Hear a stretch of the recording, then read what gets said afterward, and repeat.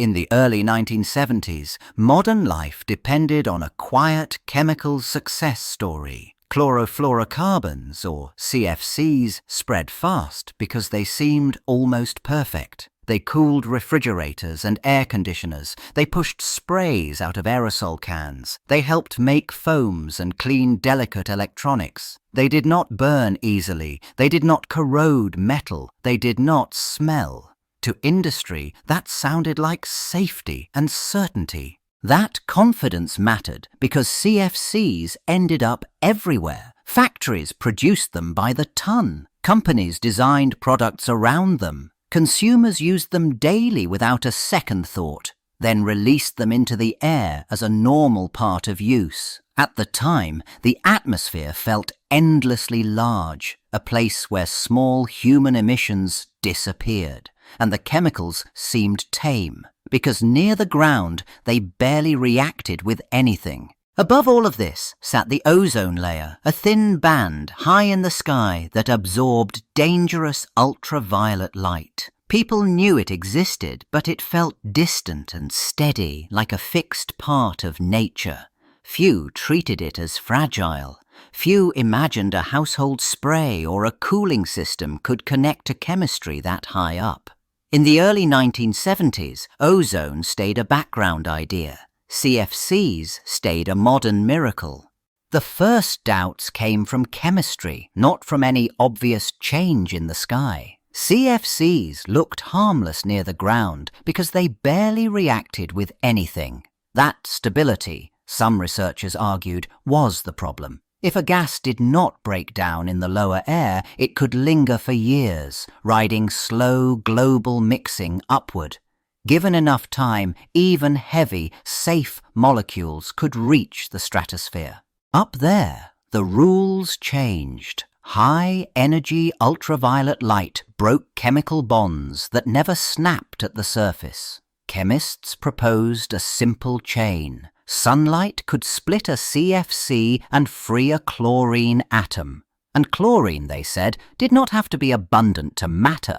It could act like a catalyst, attacking ozone, turning it into ordinary oxygen, then returning to attack again.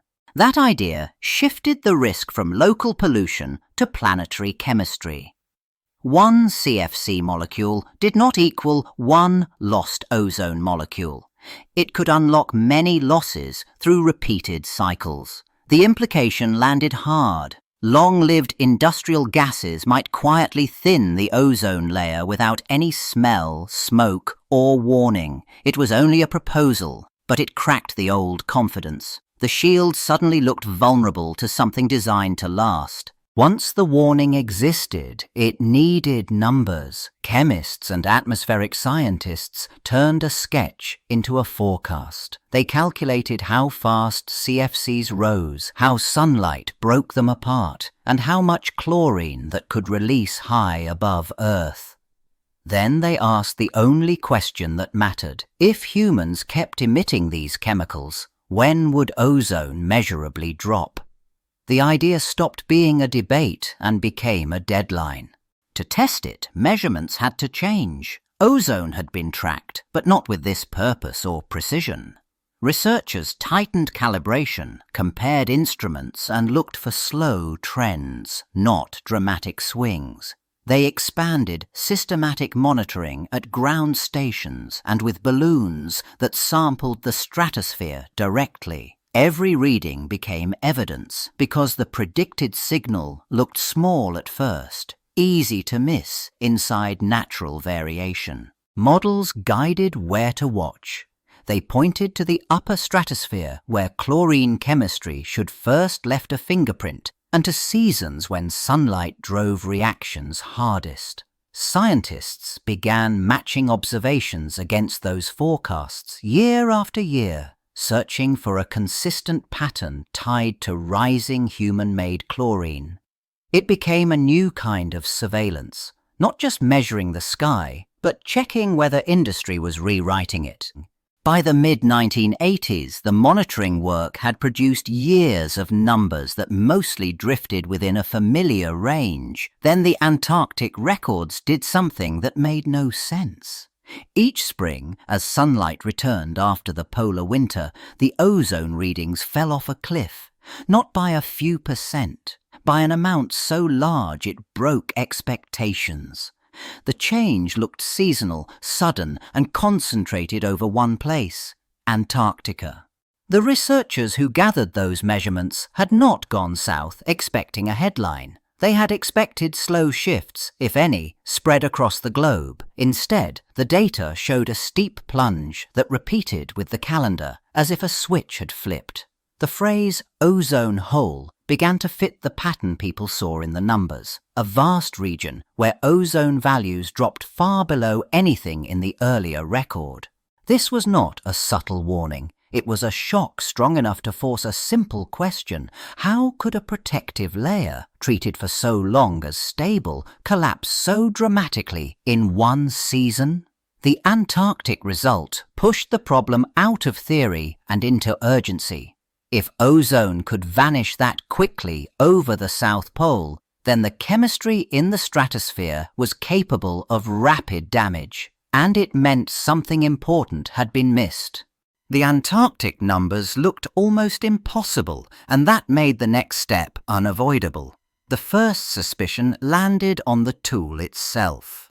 Scientists checked the ground instrument piece by piece, then went back through old logbooks and calibration records. They reprocessed the readings with fresh eyes, hunting for anything that could fake a collapse. But the pattern stayed stubbornly the same. It showed up at the same time of year, and it was far too large to explain away. Attention then shifted upward to satellites that had been mapping ozone from space for years. Those satellites had not sounded an alarm, and that raised a new fear. Maybe the satellite record was wrong too. Teams dug into the software that converted raw signals into ozone values. They found a critical choice had been made. Very low readings got treated as errors and filtered out. When that filter was removed, the missing hole appeared in the satellite data. Now the race became confirmation from anywhere else that could measure the sky. Other Antarctic stations checked their own instruments and saw the same springtime plunge. Balloon flights carried sensors straight up through the ozone layer and traced the loss in the air column itself. Different methods, different teams. One result: the shock stopped being a single report and became a repeating event, returning each year like a warning that could no longer be dismissed.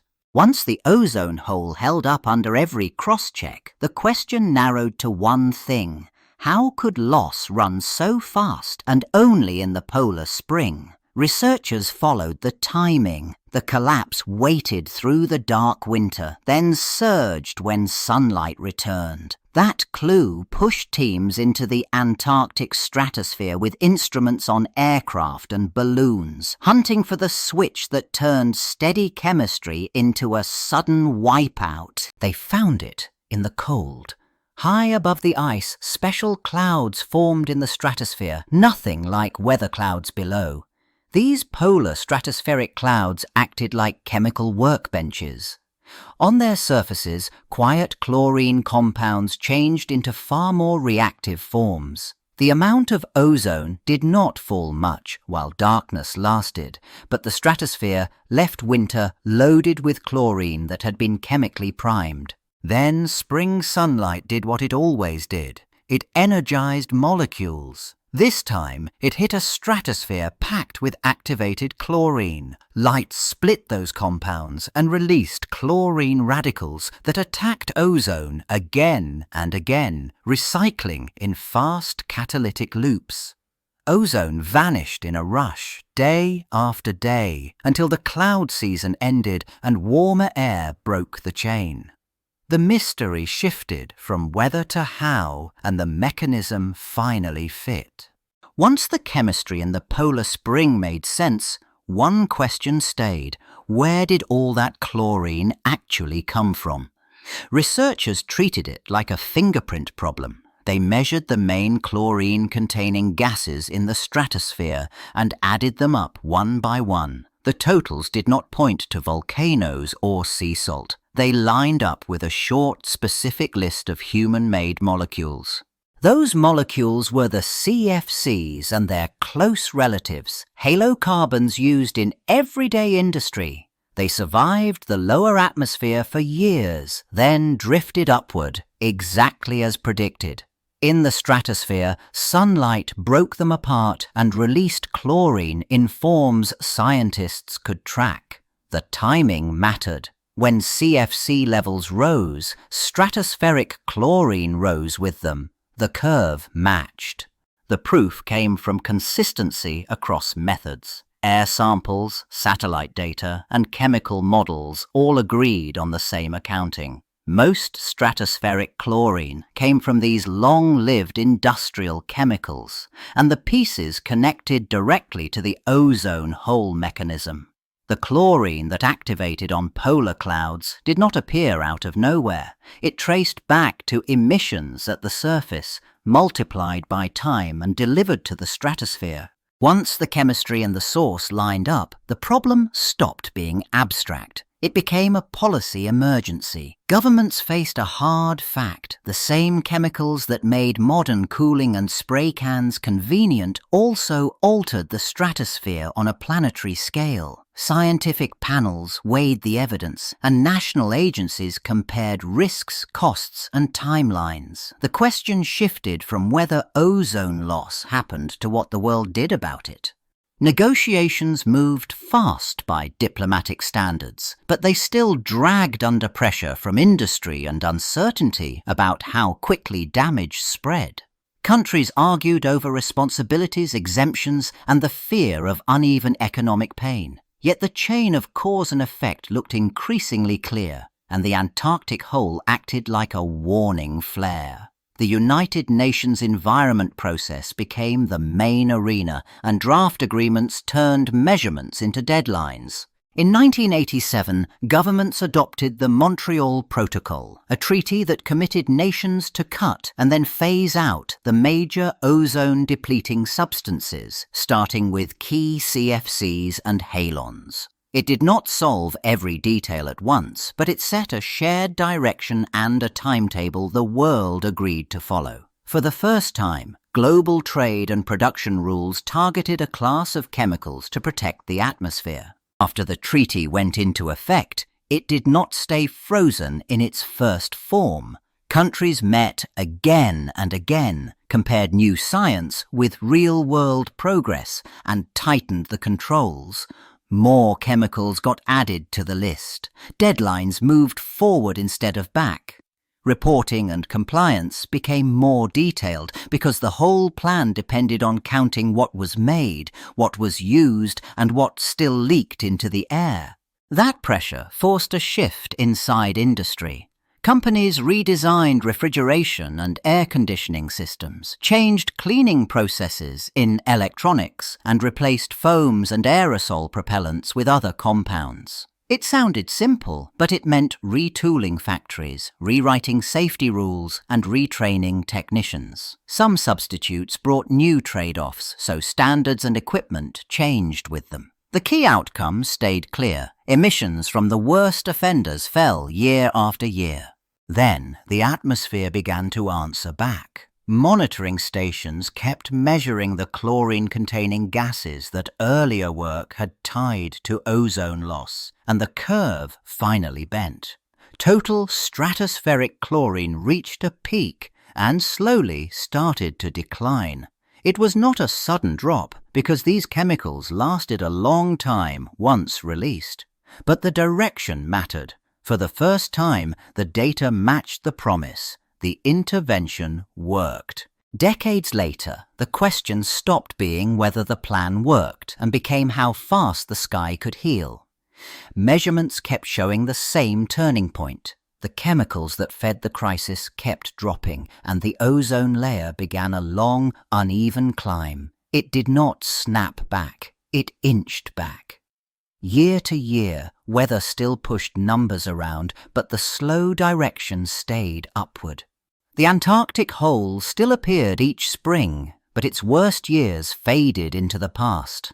The timing and size shifted, yet the extreme losses became less common as the supply of active chlorine kept shrinking.